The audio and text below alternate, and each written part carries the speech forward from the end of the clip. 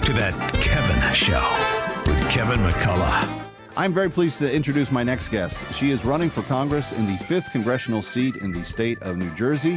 Why on earth would somebody want to do that? Put themselves purposely in Congress? Well, if you're a patriot and you care about your country, you got to start having leaders and representatives in Congress that represent the actual people in their district. And so she's one of many that I hope come to office in this election year. Put your hands together, ladies and gentlemen. Mary Jo Guinchard. Hello, Mary Jo.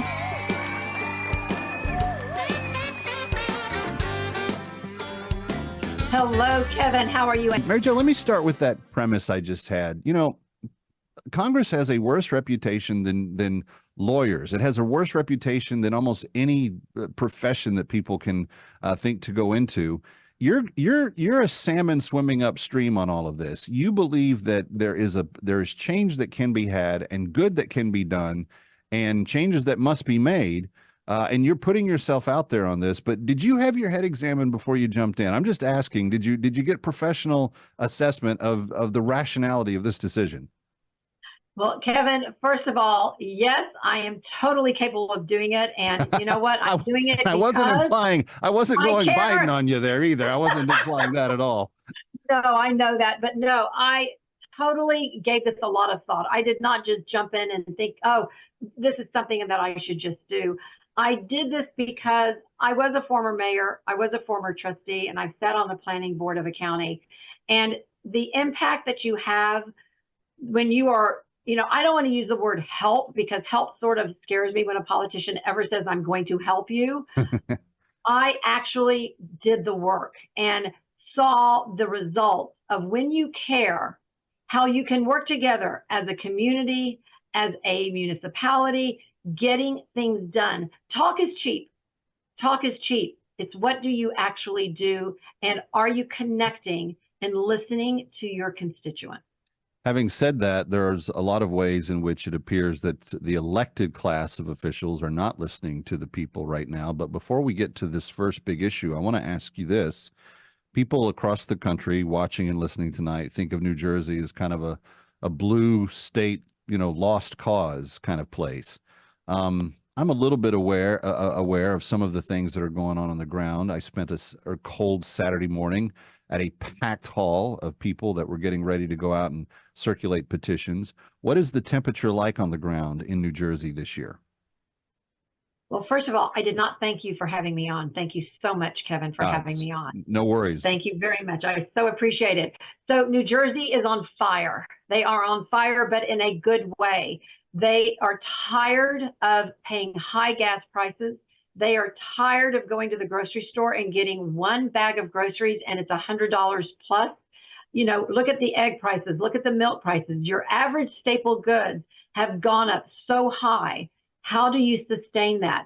They are having Trump rallies all over New Jersey. I know that you're saying it's blue. I feel it's more purple.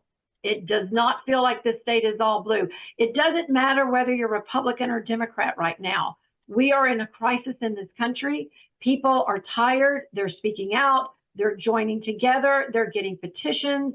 It's unbelievable. It doesn't matter if it's cold outside or if it's warm. They are making the effort because they know being silent gets nowhere. Yeah.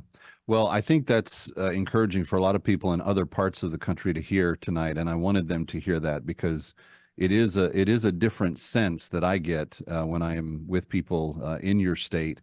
And I've had a chance to be at a few functions in this election cycle thus far, and I'm sensing an energy that I've never seen before. So that's encouraging. There was a poll that came out by the Pew Research people this week that identified that 80% of America, man, woman, black, white, old, child, whatever, 80% are grossly dissatisfied with the issue of illegal immigration in America. Grossly dissatisfied seems like a fairly strong term. They are dissatisfied to the point that they want something done about it. But it's not just Republicans, which is at 89%. It's also Democrats, which are registering at 73% as grossly dissatisfied. It seems to me that the White House has been trying to gaslight and pretend that things weren't a certain way, but it seems like even his own constituency is saying that this is a massive problem, and they have yet to provide a solution for it.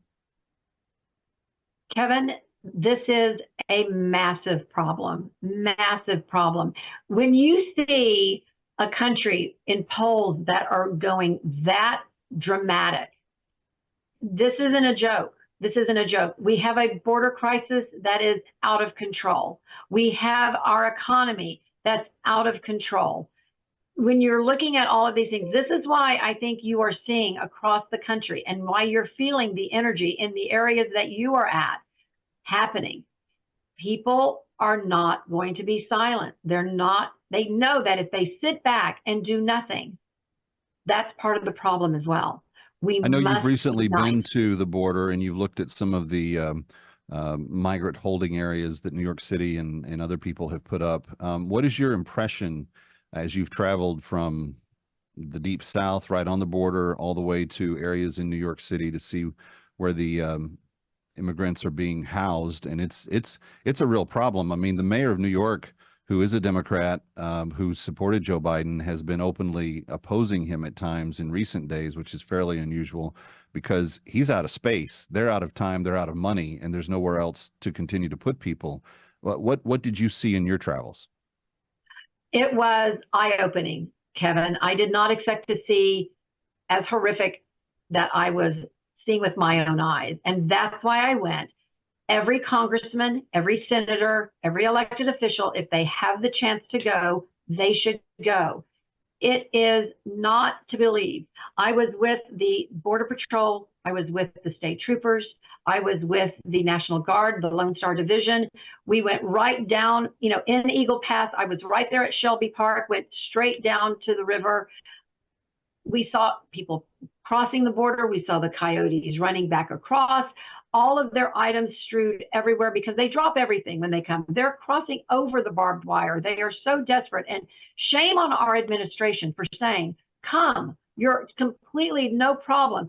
I think to the taxpayers in New York of 53 million, if I'm not mistaken. That is correct. They are getting, the children are going to school immediately, which, do not take me wrong here. I came from immigrant great-grandparents. Most of our country were built on the immigrants, but they came in legally. We cannot sustain 10 million people have entered our country from, I think, approximately 108 countries around the world.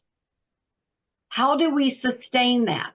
You can't. And that 10 million isn't just this year. That's over a couple of years. Yeah. But how do we sustain that? We're not taking care of our veterans, our homeless, our seniors, but all of a sudden we can take care of all of this at the tune of multi-million dollars. We're removing kids out of their recreation centers, seniors out of their recreation centers, veterans out of their homes, schools being taken over. This is a mess, and you're absolutely right. The New York City mayor is getting a lot of pushback from the residents because it's affecting everyone. She's Mary Jo Guinchard. I'm Kevin McCullough. We're coming right back from Times Square. Stay with us.